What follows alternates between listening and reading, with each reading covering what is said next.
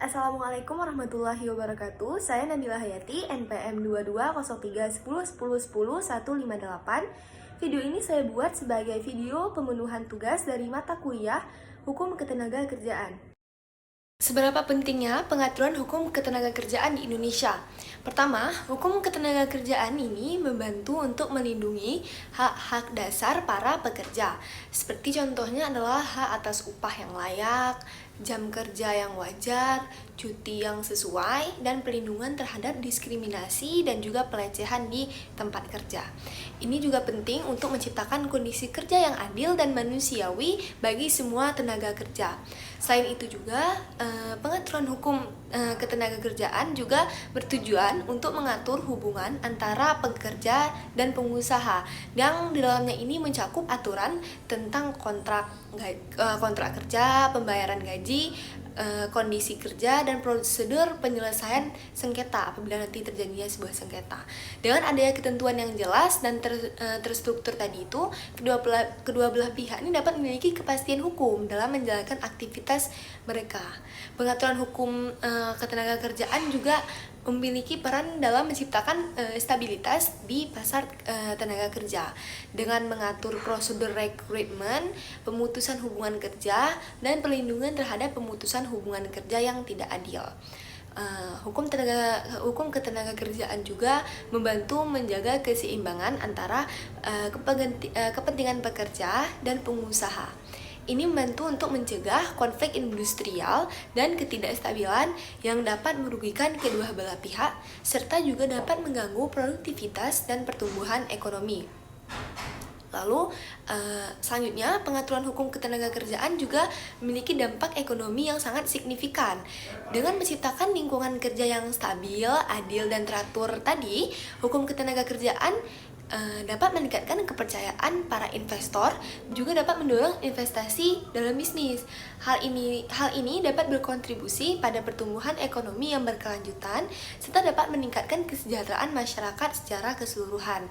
Jadi, intinya, pengaturan hukum ketenagakerjaan di Indonesia tidak hanya penting untuk melindungi hak-hak pekerja saja, tetapi juga untuk menciptakan kondisi yang mendukung pertumbuhan ekonomi yang inklusif dan berkelanjutan. Selanjutnya adalah apa tujuan dari pembentukan hukum ketenagakerjaan, yaitu Undang-Undang Nomor 13 Tahun 2003, yaitu untuk menjaga ketertiban jalinan hubungan kerja antara pekerja dengan pengusaha. Dalam rangka untuk menjaga ketertiban, perlu adanya pedoman dalam berperilaku yang berbentuk hukum normatif, yaitu kepastian hukum, dan diarahkan pada cita hukum, yaitu keadilan maupun kemanfaatan. Jadi ketiga nilai tersebut melandasi tegaknya hukum ketenagakerjaan tadi. Di samping itu, Indonesia sebagai negara hukum memberlakukan kasta yang sama di hadap hukum, yaitu equality before the law. Hukum ketenagakerjaan dalam Konstitusi Hukum Indonesia merupakan implementasi dari falsafah dasar, yakni Pancasila, dan teori dasar, yaitu Undang-Undang Dasar 1945. Nilai dasar tersebut mempunyai aspek kepastian hukum, keadilan, dan kemanfaatan. Kepastian ini sekaligus mencerminkan nilai keadilan yang memberi kemanfaatan bagi kelangsungan hidup pekerja dan juga pengusaha dalam koridor perusahaan. Selanjutnya adalah pihak-pihak dalam ketenagakerjaan.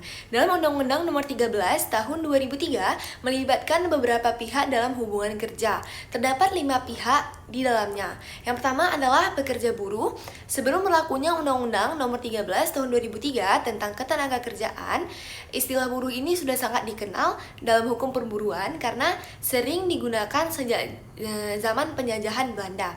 Dahulu yang dimaksud dengan buruh adalah orang-orang pekerja kasar seperti kuli, mandor, tukang, dan lain-lain yang melakukan pekerjaan kasar sejenisnya disebut dengan blue collar. Sedangkan orang-orang yang melakukan pekerjaan halus disebut dengan white collar. Lalu yang selanjutnya adalah pengusaha. Pengusaha berdasarkan pasal 1 Angka 5 Undang-Undang Nomor 13 Tahun 2003 tentang ketenagakerjaan adalah yang pertama orang perseorangan, persekutuan, atau badan hukum yang menjalankan suatu perusahaan miliknya sendiri. Lalu yang kedua adalah orang perseorangan, orang perseorangan, persekutuan, atau badan hukum yang secara berdiri sendiri menjalankan perusahaan bukan miliknya.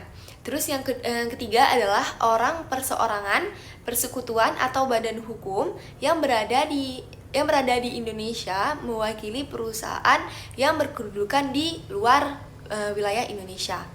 Yang ketiga ada organisasi pekerja atau buruh. Dalam pasal 1 angka 17 Undang-Undang Nomor 13 tahun 2003 tentang ketenagakerjaan menyebutkan bahwa serikat pekerja atau serikat buruh adalah sebuah organisasi yang dibentuk dari, oleh, dan untuk pekerja atau buruh baik di perusahaan maupun di luar perusahaan yang bersifat bebas, terbuka, mandiri, demokratis, dan bertanggung jawab guna untuk memperjuangkan, membela, serta melindungi hak dan kepentingan dari pekerja atau buruh, serta meningkatkan kesejahteraan pekerja atau buruh dan keluarganya. Jadi tujuan dari serikat pekerja atau serikat buruh ini adalah memberikan perlindungan, pembelaan hak dan kepentingan, serta meningkatkan kesejahteraan yang layak bagi para pekerja dan juga buruh. Selanjutnya adalah organisasi pengusaha. Organisasi pengusaha mempunyai peran yang penting dalam menyelenggarakan pembangunan nasional, khususnya dalam bidang ketenagakerjaan. Karena pengusaha ini ikut bertanggung jawab langsung atas terwujudnya tujuan pembangunan nasional menuju kesejahteraan sosial, spiritual, dan material. Oleh karena itu, sebaiknya pengusaha tidak hanya memperjuangkan kepentingan pekerja atau buruh saja sebagai salah satu komponen produksi yang perlu untuk mendapatkan perlindungan hukum. Lalu terdapat dua macam jenis organisasi pengusaha yang ada di Indonesia. Yang pertama adalah Kadin, yaitu Kamar Dagang Industri, dan yang kedua adalah Apindo atau Asosiasi Pengusaha Indonesia. Lalu pihak yang selanjutnya adalah pemerintah. Campur tangan pemerintah dalam hukum ketenagakerjaan ini mempunyai peran yang sangat penting. Hal ini dimaksudkan untuk menciptakan hubungan ketenagakerjaan yang adil. Jadi peran pemerintah di sini adalah sebagai pengawasan terhadap pelaksanaan ketentuan hukum di bidang ketenagakerjaan agar menjamin pelaksanaan hak-hak normatif pekerja yang pada gilirannya mempunyai dampak terhadap stabilitas sebuah perusahaan gitu. Selain itu, pengawasan ketenagakerjaan juga akan dapat membidik pengusaha dan pekerja untuk selalu taat menjalankan ketentuan perundang-undangan yang berlaku sehingga akan terciptanya suatu suasana kerja yang harmonis. Pengertian perjanjian kerja. Perjanjian kerja dalam Undang-Undang Nomor 13 Tahun 2003 Pasal 1 Angka 14 adalah suatu perjanjian antara pekerja buruh dan pengusaha atau pemberi kerja yang memuat syarat-syarat kerja, hak, dan kewajiban dari kedua belah pihak. Imam Supomo berpendapat bahwa perjanjian kerja adalah suatu perjanjian di mana pihak kesatu yaitu buruh mengikatkan diri untuk bekerja dengan menerima upah dari pihak kedua yaitu majikan, dan majikan mengikatkan diri untuk memperkerjakan buruh dengan membayar upahnya. Lalu selanjutnya pengertian perjanjian kerja bersama. Menurut pasal 1 ayat 21 Undang-Undang Nomor 13 Tahun 2003 tentang ketenagakerjaan, perjanjian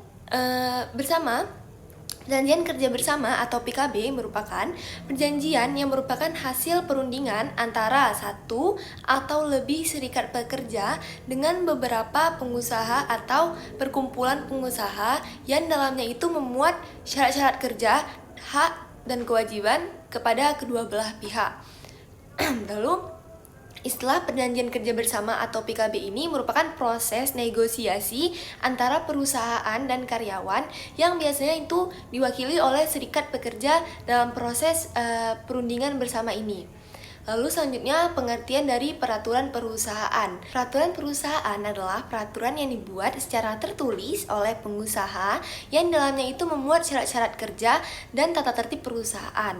Peraturan perusahaan ini menjadi rujukan pertama untuk dasar penyelesaian apabila dalam hubungan kerja itu terdapat perselisihan.